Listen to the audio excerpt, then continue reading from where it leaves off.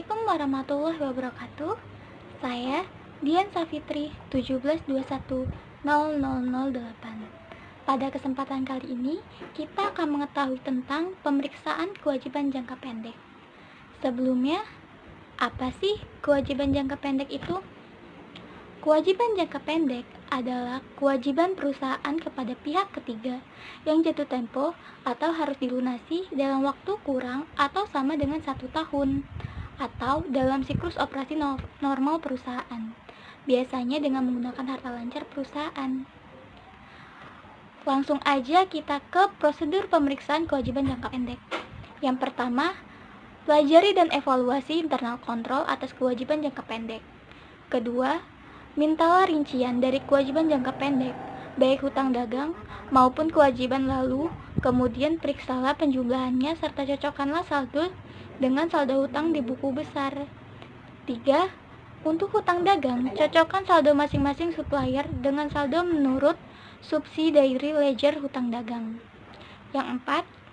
Secara tes basis, pemeriksa bukti pendukung dari saldo utang kepada beberapa supplier. Perhatikan apakah angkanya cocok dengan purchase requisition, purchase receiving, report, dan supplier invoice. Periksa juga perhitungan matematis dari dokumen-dokumen tersebut dan dari otorisasi dari pejabat berwenang perusahaan. Kelima, seandainya terdapat monthly statement of account dari supplier, maka harus dilakukan rekonsiliasi antara saldo hutang menurut statement of account tersebut dengan subsidiary ledger hutang. 6. Pertimbangkan untuk mengirim konfirmasi kepada beberapa supplier, baik yang saldonya besar maupun yang saldonya tidak berubah sejak tahun sebelumnya. Selanjutnya, periksa pembayaran sesudah tanggal neraca untuk mengetahui apakah ada kewajiban yang sebelum dicatat per tanggal neraca dan untuk meyakinkan diri mengenai kewajaran saldo utang per tanggal neraca. 8. Seandainya ada hutang kepada bank, baik dalam bentuk kredit modal kerja, kredit investasi, maupun kredit overdraft, maka kirim konfirmasi ke bank, periksa surat perjanjian kreditnya, dan buatkan ekstrak dari perjanjian kredit tersebut, dan periksa otorisasi dari direksi, Dewan Komisaris, dan RUPS untuk perolehan kredit bank tersebut. 9.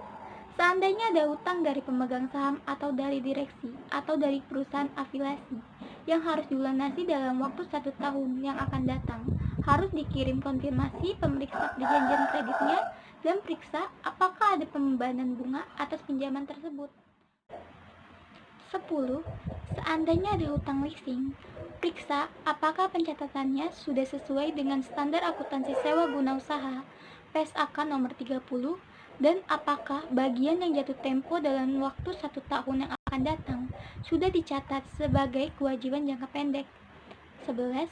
Periksa perhitungan dan pembayaran bunga, apakah sudah dilakukan secara akurat dan tip jumlah beban bunga tersebut dengan jumlah yang tercantum pada laporan laba rugi, serta perhatikan juga aspek pajaknya.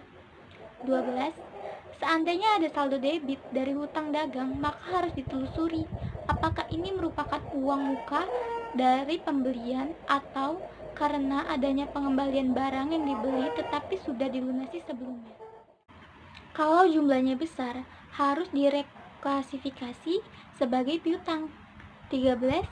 Seandainya ada uang muka penjualan per tanggal neraca, periksa bukti pendukungnya dan periksa apakah saldo tersebut sudah diselesaikan di periode sebelumnya. 14.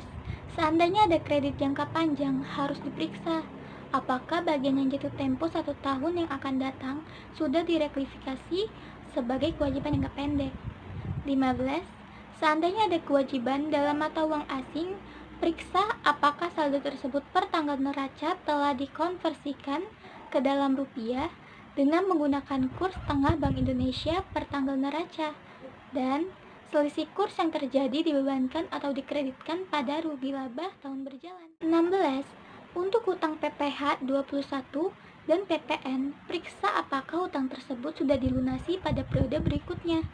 Seharusnya hutang PPh 21 dan PPN per 31 Desember dilunasi di bulan Januari tahun berikutnya. Sedangkan untuk PPh badan harus diperiksa apakah pada waktu mengisi dan memasukkan SPT PPh Badan, perusahaan telah membayar PPh 29 atau setoran akhir. 17. Periksa dasar perhitungan accrued expense yang dibuat oleh perusahaan. Apakah reasonable dan konsisten dengan dasar perhitungan tahun sebelumnya. Selain itu, periksa pembayaran sesudah tanggal neraca. Kemudian, periksa notulen rapat direksi, pemegang saham, dan perjanjian-perjanjian yang di perusahaan dengan pihak ketiga untuk mengetahui apakah semua kewajiban tercantum dalam notulen dan perjanjian tersebut sudah dicatat per tanggal neraca. Kemudian ada kirim konfirmasi kepada penasihat hukum perusahaan. Yang terakhir, periksa apakah penyajian kewajiban jangka pendek di neraca dan catatan atas laporan keuangan sudah sesuai dengan prinsip akuntansi yang berlaku umum di Indonesia. Semoga video ini bermanfaat ya, dan mohon maaf apabila terdapat kekurangan dalam video ini. Jangan lupa untuk subscribe, like, share, dan juga komen di sini. Saya Dian Safitri, Universitas Malahayati, Ekonomi Akuntansi.